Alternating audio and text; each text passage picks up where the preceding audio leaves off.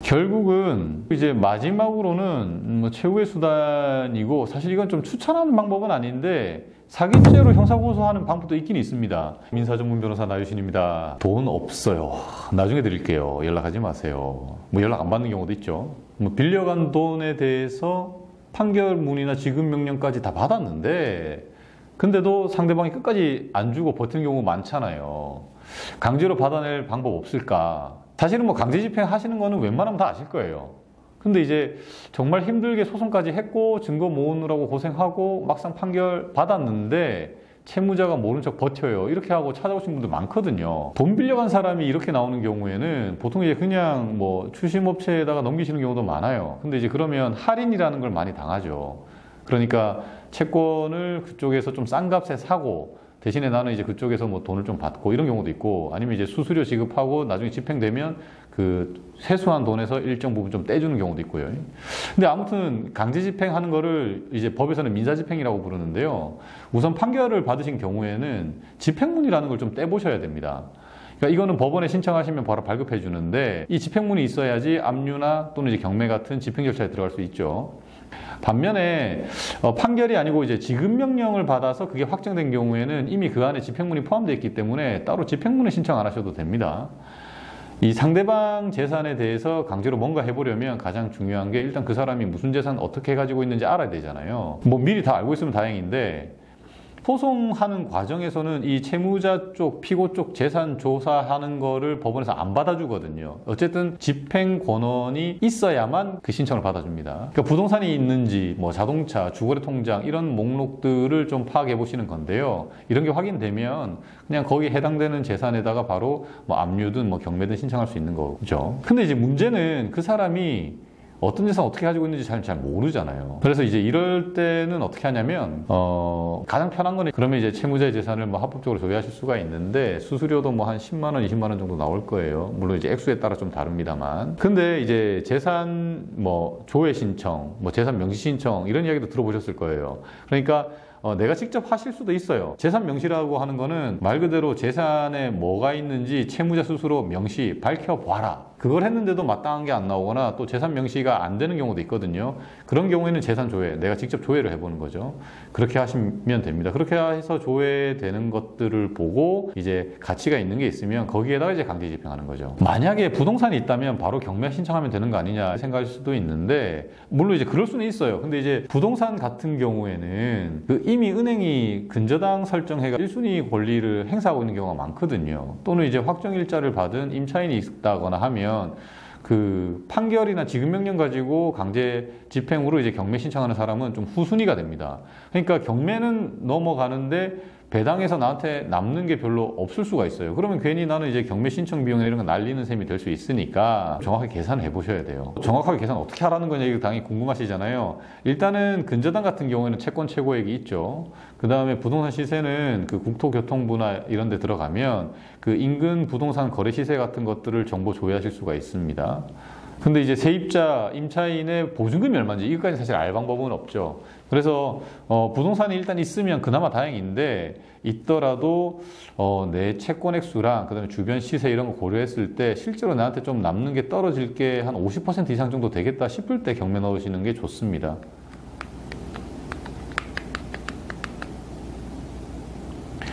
그리고 그 사람이 직장 다니고 있으면 어느 직장인지만 알면 이거는 이제 급여 채권을 압류할 수 있죠. 그리고 이제 압류하는 것뿐만이 아니고 회사한테 직접 추심할 수도 있어요.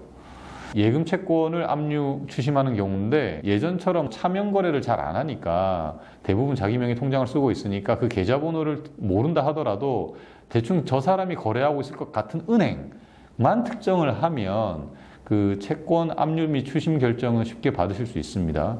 근데 이제 한번 그렇게 되면 이 압박이 되는 이유가 그 은행 말고 다른 은행 같은데도 신용정보는 이제 공유가 되니까 아무래도 신용 거래하는데 좀 지장이 생겨요. 그래서 그건 좀 도움이 되고요. 가게 운영하는 분들이다, 채무자가. 거기 있는 집기들, 동산도 압류할 수 있죠. 그다음 압류하면 동산은 또 경매에 넣을 수도 있으니까 상당히 심리적 압박이 됩니다. 이때 이제 우리가 흔히 하는 말로 그 빨간 딱지 붙는다라고 하는 건데 이 경우에 이제 표목이라고 해서 집행관이 가서 그 스티커 같은 걸 붙여요, 실제로. 네, 그러면 아무래도 채무자가 좀 빨리 변제하려고 하고, 그 동사는 경매를 넣으면 그 자기가 영업하는 데 쓰거나 또 자기 집에 있는 동산이면 자기가 사용해야 되니까 바로 그 자리에서 채무자가 돈 주고 삽니다. 다시 변제를 받는 셈이 되죠. 그리고 이제 아까 말씀드린 대로 이제 재산 명시를 할 수가 있는 건데, 재산 명시를 하면 채무자가 직접 밝히는 거잖아요. 근데 이제 그냥 밝히는 게 아니고 법원에 나와서 선서도 하고, 그게 사실이라는 거를, 근데 그냥 밝히는 게 아니고 법원에 나와서 그게 진실하다는 걸 선서를 해야 됩니다. 근데 법원에 안 나오는 경우도 많거든요. 감치될 수도 있어요. 감치는 일단은 구금되는 거죠. 구치소 같은 데 들어가야 될 수가 있다는 거예요. 그래서 보통은 나오는데, 사실은 재산 명시에 사실대로 적어주는 채무자는 거의 없어요. 그래서 재산 명시는 재산 조회를 하기 전에 반드시 거쳐야 되는 절차여서 그냥 하시는 겁니다. 재산 명시를 안 거치고 재산 조회 신청하면 그 각하됩니다. 이제 재산 명시 때는 채권자가 출석할 수도 있는데 가서 봐봐야 채무자랑 감정적인 싸움만 하는 거라서, 그리고 이제 가봐야 실질적으로 뭐 하는 건 별로 없어요. 굳이 재산 명시기 통지 받으시더라도 채권자는 안 가도 됩니다. 판결문이나 지급명령 받은 지 6개월이 지나도 여전히 돈을 안 갚는다. 그러면 채무불이행자 명부 등재 신청이라는 걸 해볼 수 있어요. 이게 쉽게 말하면 우리가 신용불량자 등록한다는 그런 건데, 이게 그냥 채권압류 추심 이런 거 강제 집행하는 것보다 상대방 채무자한테는 더 압박이 될 수 있어요. 그 금융기관에도 통지가 가지만 뭐 동사무소, 구청 이런 데도 통지가 가기 때문에 채무자가 일상생활하는데 되게 압박이 돼요. 그래서 그 명부에서 좀 빼달라, 내가 돈 다 갚을게, 이렇게 나오는 경우가 사실은 진짜 많습니다. 그래서 신용정보회사에 의뢰하기 전에 이제 물론 이제 판결이 확정되거나 지급명령 확정된 이후로 6개월이 지났다라고 하면, 그때는 뭐 재산 명시, 재산 조회 이런 거보다도 채무불이행자 명부 등재 신청하시는 거를 좀 저는 적극 추천을 합니다. 이게 개인은 좋다. 뭐 개인은 내가 다른 사람 뭐 명의, 뭐 아내든 자녀든 이런 사람들 계좌를 빌려 쓰면서 생활한다고 하더라도, 법인 사업하는 사람들은 법인의 주거래가 다 막히거든요. 그래서 진짜 깝깝해하는 경우가 많습니다. 법인 채무자들 중에는 채무불이행자 명부 등재가 됐을 때 어떻게 해결해야 되면 좋냐, 이거 가지고 문의해 오시는 경우도 많아요. 채무불이행자 명부 등재 신청하는 게 효과가 확실히 있다.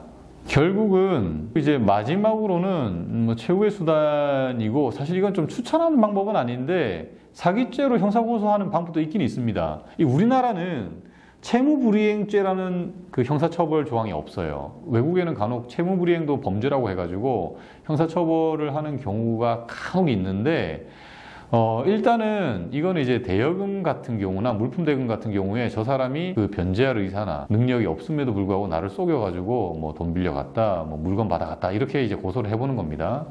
근데 이제 그래서 내가 소송까지 했는데도 안 준다, 이건 진짜 능력이 없었던 거 아니냐, 뭐 이렇게 주장을 해볼 수 있는 거죠. 근데 이제 요즘에 솔직히 말씀드리면 경찰에도 워낙 사건이 많이 몰리다 보니까 사기 같은 경제사범 같은 경우에는 큰 건이 아니면 아무래도 세세하게 꼼꼼하게 좀 챙겨봐주기가 좀 어려운 것 같아요. 그래서 사기죄로 고소를 하는 것은 그렇게까지 추천드리지는 않습니다.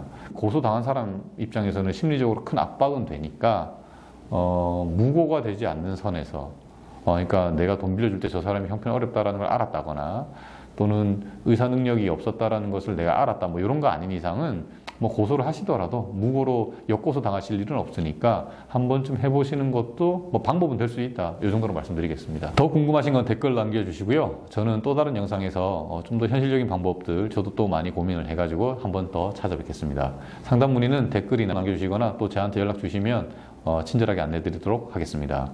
나유신이었습니다. 감사합니다.